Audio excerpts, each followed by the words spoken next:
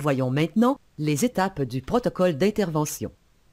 À l'étape 1, vous devez, pour chacune de vos interventions, adopter une approche sécuritaire en évaluant l'environnement et les risques pour votre propre sécurité.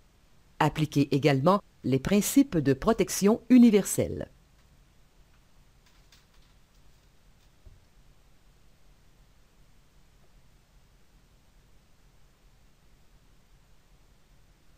À l'étape 2, dans le cas où le niveau de conscience de la victime est altéré, effectuez une approche primaire en ouvrant les voies respiratoires, en assurant une oxygénation efficace et en vérifiant s'il y a des signes de circulation. Au besoin, visionnez la capsule sur la réanimation cardio-respiratoire pour en savoir davantage à ce sujet. Couchez ensuite la victime et, si un autre secouriste est présent, demandez-lui de communiquer avec les services d'urgence 911.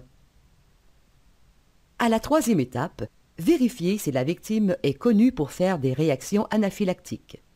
Le cas échéant, passez à l'étape 4 si la victime présente des symptômes et si vous soupçonnez ou êtes certain qu'elle a été en contact avec un allergène.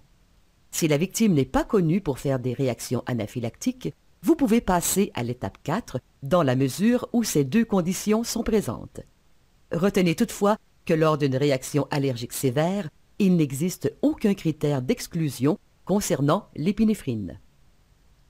À l'étape 4, une fois la situation de réaction allergique sévère identifiée, administrez l'épinéphrine avec l'auto-injecteur dans la cuisse de la victime, puis disposez de l'auto-injecteur de façon sécuritaire. Si vous êtes seul, communiquez avec les services d'urgence le 911.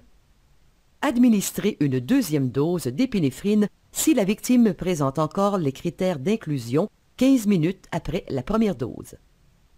Enfin, à l'étape 5, la victime doit toujours être transportée en ambulance vers un centre hospitalier, et ce, même si son état s'améliore.